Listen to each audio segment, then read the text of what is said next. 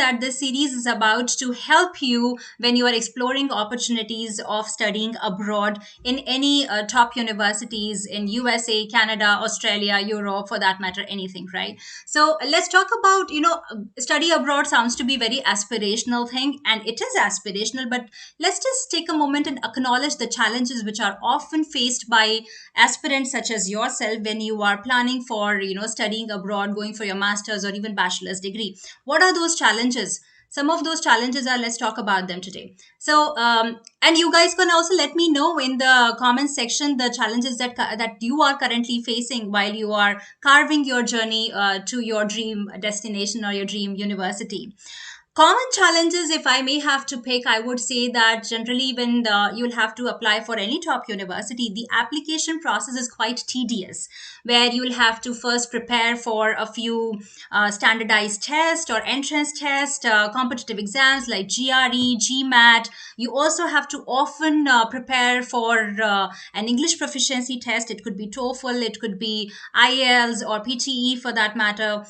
So these all these exams, first of all, to prepare for these exams, it takes time, and of course it takes money, right? So you could be a really good student, maybe in your undergrad or in your 12th standard, you must have scored really good. But when you'll have to, prepare for these exams, book a day and perform in GRE or IELTS, that may or may not be a good day for you. And the score that you are getting over there in these exams really, really decides your destiny when it comes to applying for top universities. Sometimes many of the students, they also have to rewrite these exams because they couldn't score enough in the first opportunity. So like I mentioned, that it all involves time, because you some of you will have to also prepare specifically for these exams. Some of you may be able to do it on your own. Some of you will have to maybe get a trainer to train you for these different formats, right?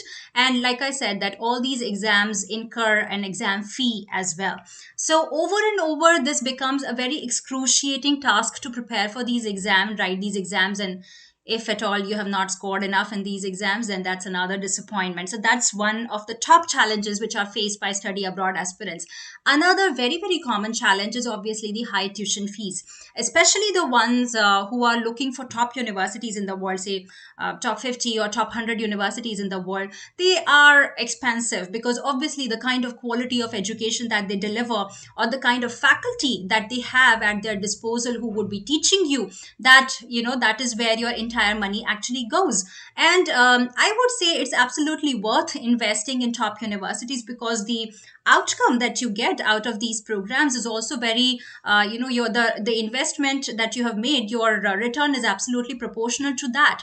But what if I tell you that these days top universities are also coming up with formats which help students from countries like India or Southeast Asian countries, where you do not have to really spend that big an amount, and you would still be able to take admission in a top university. Yes, it is very much possible, and we are going to talk about it in detail just in a minute. But before we go over there, let me also tell you, some of you might be also compromising on the university ranking, thinking that, okay, fine, how about I spend a little less, go to a cheaper university. But please keep in mind that if you are choosing these kind of options just to save a few dollars over there, I mean, it's not few, I understand the difference. But even if you are, going for a really low ranked university, or a country that you are choosing, many a time students choose, European countries, thinking that it's cheaper to study over there. But please, really do your research when it comes to the outcome of these programs, because like I said, the return is going to be very much proportional to the investment that you made.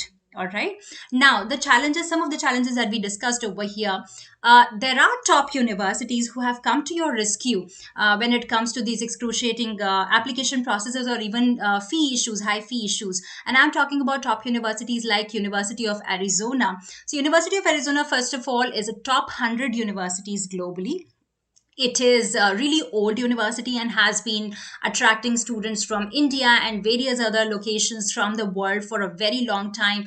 You might be already having a few relatives in your family who have graduated from University of Arizona and are doing really well in their lives. This university is very well known for tech programs, by the way, and also a few other domains are also very popular at University of Arizona. They are an old university, but they have been constantly reinventing themselves by curating curriculums which are very industry relevant, which are in demand today, which really give you the skills which are required by the organizations today. So it's important that you look for curriculums in detail when you're choosing a university, when you look for the ranking of the university for that particular program. It's really, really important for you. All right. So, like you can see on my screen right now, that University of Arizona is top 1%. Actually, it is top 0.47% in the world. So, if you are maybe exploring a program at University of Arizona, you're really in good hands and you're making a good decision. I must tell you that. So, University of Arizona has come up a very with a very innovative, I would say, program format, which is called hybrid program format. Now, let me also tell you, hybrid is not.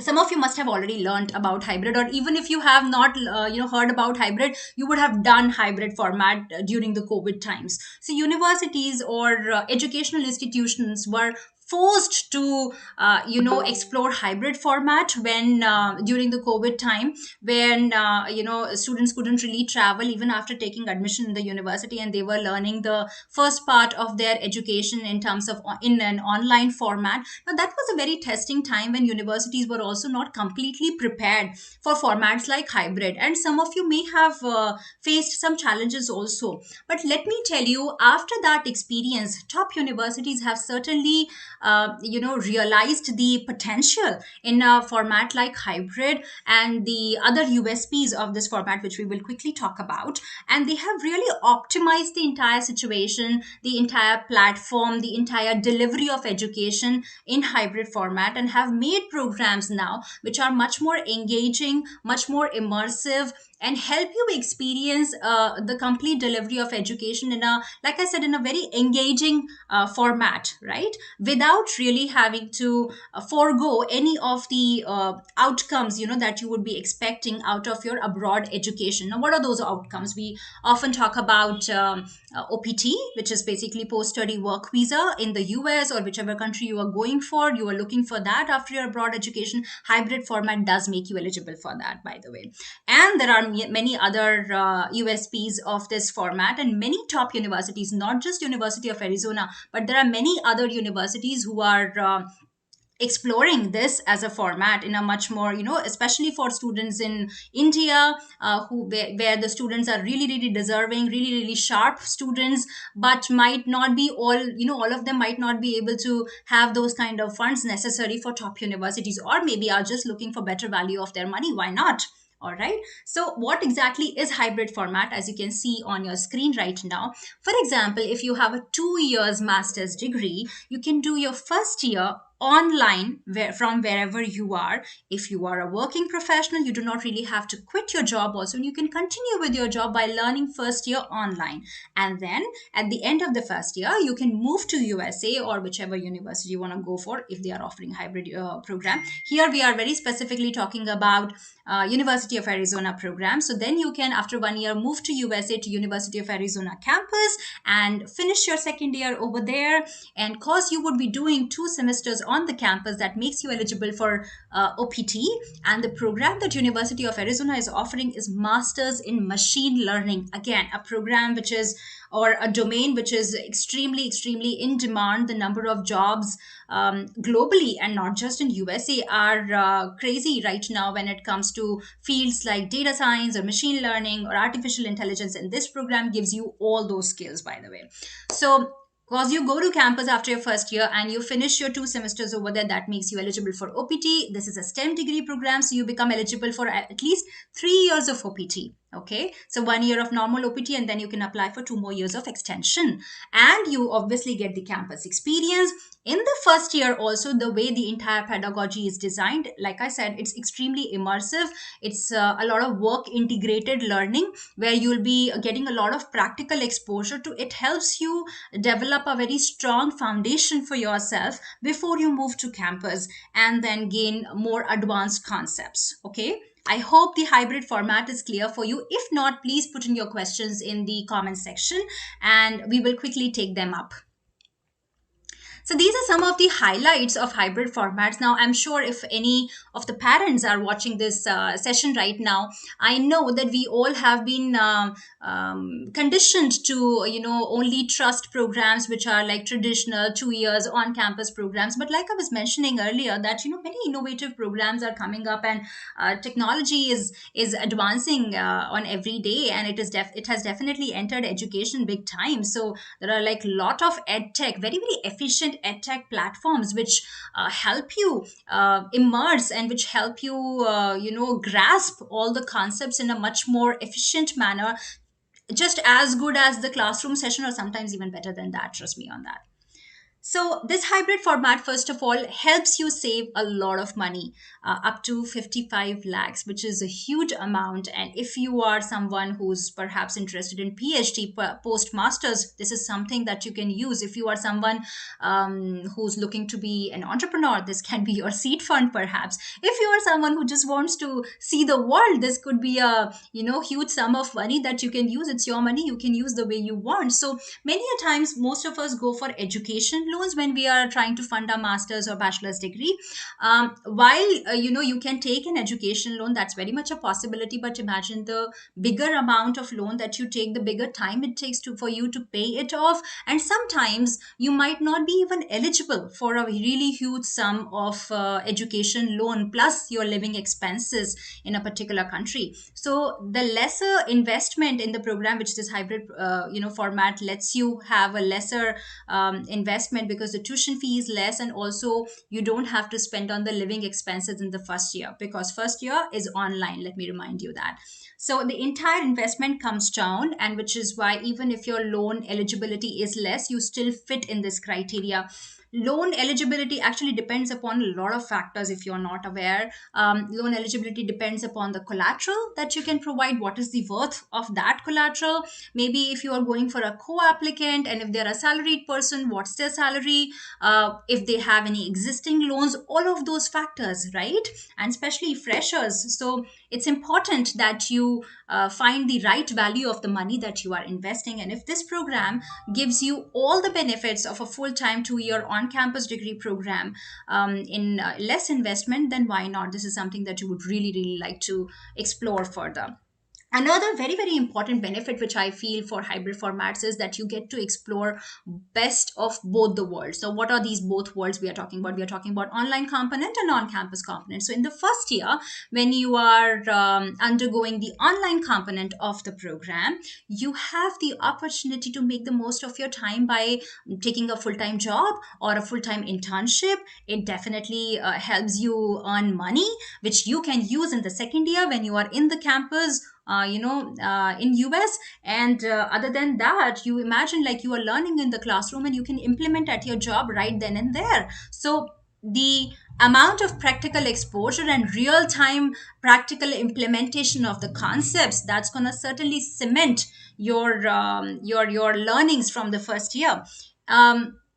So this is another benefit, that you can earn money, you can learn better, you can implement whatever you are learning right out of the classroom at your workplace. And imagine, this 1 year of experience is certainly going to help you in the job market when you are in the US. Once you finish your degree program, you imagine the multiple students who are going for master's degree programs. So if you have some experience in addition to the degree, you are definitely going to be preferred by organizations, right? So this is another benefit. Keep that in mind. You can earn and learn at the same time. I already talked about the OPT, or the post-study work visa. This being a STEM degree, you get access to this entire STEM OPT for up to 3 years in the US. In addition to that, remember we talked about the challenge of excruciating application process with standardized exams and preparation, and booking those exam slots and all of that. This program does not require any GRE or any TOEFL or any application fee for that matter. Okay. So yes, some of you who perhaps unfortunately couldn't score enough in GRE, and that is why maybe are compromising with a lower ranked university. You do not have to. You still have a chance to go to a top 100 university without any GRE score or any TOEFL score. Some of you who were preparing up until now, you can maybe quit preparing and apply for this program if you are interested in STEM degree programs and a good career post that, and going to a good university. Other than that, imagine if you are someone who has been working maybe after their undergrad and have had say like a 2 years experience or 3 years experience or more. It's not gonna be extremely smooth for you to get into or slide into education system back again, right? There's gonna be some obstacles, some ups and downs. Now a program like this, when in the first year you are learning online and there's going to be a lot of external support available for you to really drown yourself in that learning and make the most of it. There's going to be support available because there's going to be live sessions, there's going to be extra sessions, there's going to be doubt clearing sessions, industry mentor sessions, and you will be able to revisit the sessions as many times as you would like. There's going to be a lot of practical experience, all of that. So that's going to again really help you create a solid foundation before you move to the campus and start gaining much more advanced concepts. So this helps you in in preparing a smooth transition and adaptation into the master's degree program. And there is great learning advantage. So remember, I was just talking about all these extra sessions. These are all organized by great learning. So you will be, your live sessions from the very first year are going to be from University of Arizona's renowned faculty, and then there's going to be extra sessions from top industry mentors organized by great learning. Great learning is going to have a program team which is going to be monitoring your progress through the program. And for example, if material is released over the week, they will be monitoring how much of it you have consumed. How are you performing in your projects, in your assignment? Are you submitting them on time or not? Do you need help? Do you need any hand holding? All of that will be provided to you by great learning. So like I said, they are going to do a lot of hand holding to help you perform really well in the first year, create a good foundation for yourself so that you're absolutely ready to go to campus and perform really good, have an edge over other students who are at the campus in the job market. This is a quick breakup of how I mentioned that you will be saving 55 lakhs. So here you can see the tuition fee for this program in a hybrid format is 34,000 US dollars. If you go to any top university for your 2 year full-time degree, you need to pay somewhere around 55,000, 60,000 US dollars for 2 years, right? So here you can see a very quick comparison. Moreover, if you go for a 2 year full-time program as a student on F1 visa, you will have to bear living expenses also for 2 years. But cause in this program, first year you do online, second year only you go to campus as a student when you can work part-time, your living expenses are also cut down to half and come to only 18,000 US dollars on an average. Plus, opportunity cost. Like I mentioned, in the first year, you have all the time to please take up a full time job because your sessions are going to happen over the weekends or after your work hours. So during daytime, you can take up a job, earn good money. Why not? So there is no opportunity cost over here if you look at it. So overall, if you compare these two, this table over here, you will see that you are almost saving more than 55 lakhs rupees in through this hybrid format without really compromising on the outcome of your journey. Okay. Now I mentioned that the total fee for the program is 34,000 US dollars, and you don't have to pay all of that at once, obviously.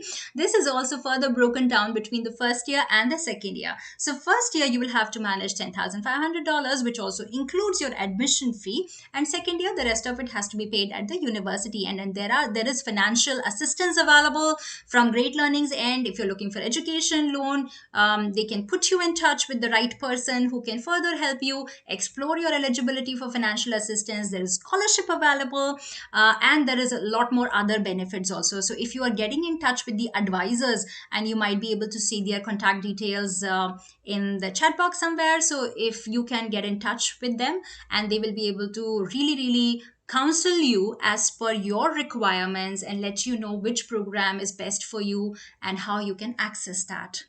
Okay, these are also the details for the advisors, the counselors, and there is this email ID. So in case you're most comfortable in maybe letting us know your query over email, you can do that, and you will be hearing back from us really soon. So I have a few questions which are often asked by students when they hear about hybrid format, and even parents for that matter. Many of you feel that, oh, if I'm going to take a hybrid format, then I may not be considered by organizations for good jobs post the program. Now, let me tell you, that's not true. That's not true, because the format is alone hybrid. The degree that you're getting at the end of this program is not hybrid. It's exactly the same degree that you would get if you're going to University of Arizona directly from the day one. So hybrid is just a format. And universities, or once you go to university campus, you're not going to be in a different batch. You're going to be very much mingling with the students who have gone to the university since day one. You're going to be studying the same curriculum from the same faculty since day one, and the degree at the end of the program that you get is exactly the same. It doesn't mention hybrid, it doesn't mention anything else. So it's you become a bona fide alumni of University of Arizona through this hybrid format as well. So nothing to worry, things are changing in the education world, and it would be in your favor to make the most of these innovative models. But if you are exploring, say, hybrid or pathway model from elsewhere as well, let me tell you, there are a few things that you should definitely keep in mind. What are those things?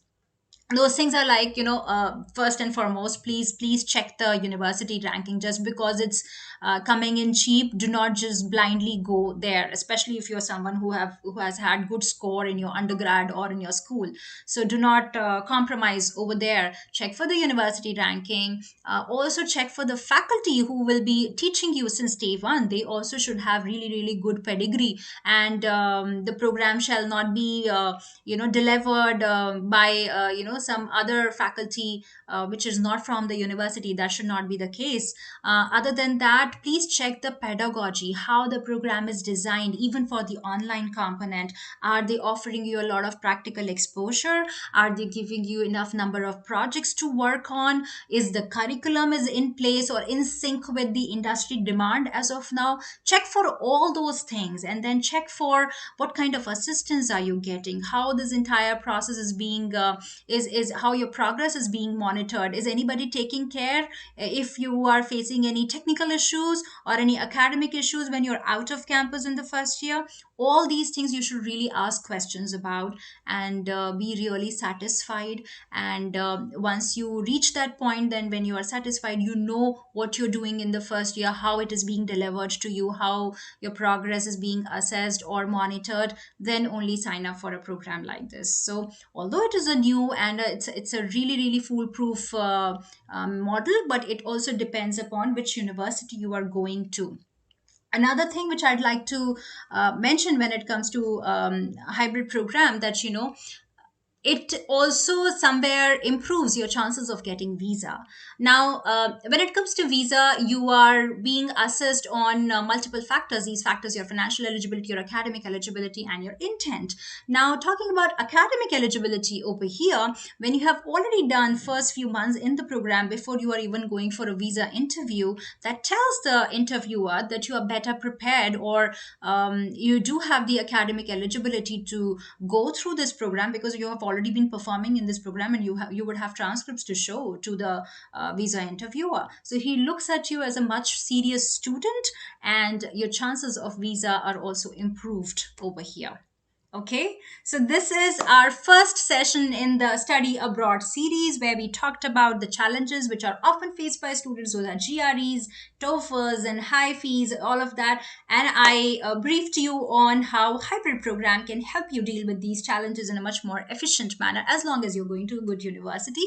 Reach out to the program advisor and the email ID which is mentioned over there. Okay, thank you so much for your time. See you soon again. Bye bye.